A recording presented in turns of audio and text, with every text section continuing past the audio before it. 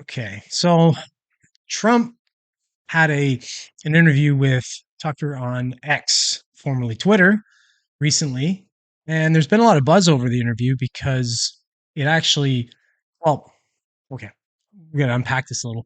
It's over 200 million, like 230, 240 million views on this interview, but it works very strangely with Twitter or X, I should say now, that the views aren't just because it says 230 million views doesn't mean actual views. They're actually impressions. So if you know anything about like YouTube or any of these other platforming um, or platforms, I should say, social media platforms, such impressions are actually the amount of times that it's put in front of eyes. So various different ways. It can be impressions, like with YouTube, they do different impressions, maybe on your home screen, or it's put in a feed, things like that.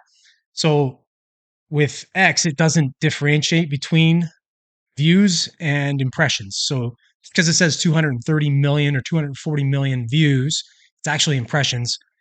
And with something like that, I mean, you could probably look at somewhere between 10 and 20% of those impressions or views on X would actually be real views where somebody's watching, portion or maybe even the whole interview. The interview is pretty long, so I'm sure there's a lot of people that wouldn't watch the whole thing.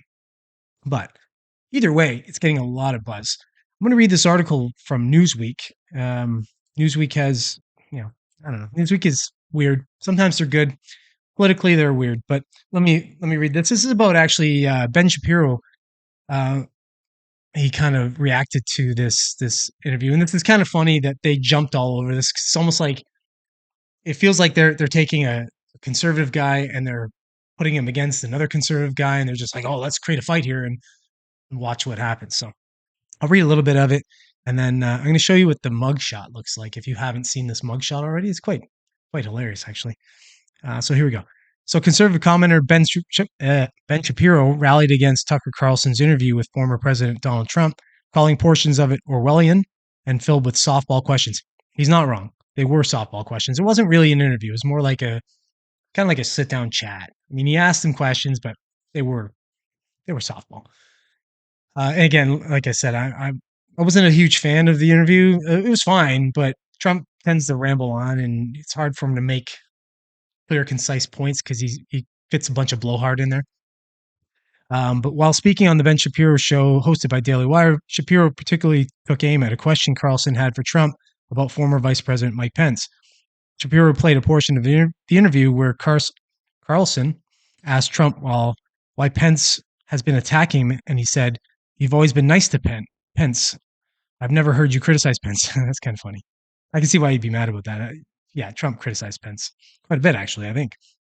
So in response, Shapiro said that Carlson's remark about Trump being nice to Pence is one of the craziest Orwellian statements I've ever heard. "You're always very nice to Mike Pence" is an insane statement. That's like truly, that's a crazy, crazy question, Shapiro said during his show. Okay. So on Wednesday evening, Carlson's interview with Trump aired on X, formerly Twitter, at the same time as the first Republican primary debate, which the former president skipped, citing a lead in recent polling over the other candidates. I think it was a bit of a trap anyway, to be honest. I think it was a good thing that he avoided that debate. I don't think he needed to go anyway. Realistically, he's the equivalent of the incumbent on the GOP side. They're fighting to take his spot away.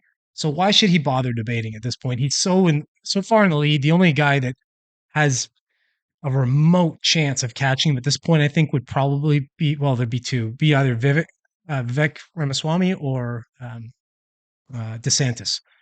But at this point, I think DeSantis is kind of, I don't know, I think he's losing popularity. I don't think it was a good idea for him to kind of attack Trump. I think that was probably a miscalculation. But anyways, so here we go. The interview has reached over 200 million views on X. Like I said, 200 million views, not necessarily true. I mean, again, the impressions versus views on X, I'm sure, are a bit higher, especially when you see Tucker and Trump. And if it's being fed to people that are actually interested in Trump, probably watching that interview a lot. So it could be as high as 20, 25%, even of those views that are actual legit views. However, the social media platform tracks views by any user who saw the post, meaning that not every viewer of the interview watched the full video. Exactly. So So, in other words, the views are skewed.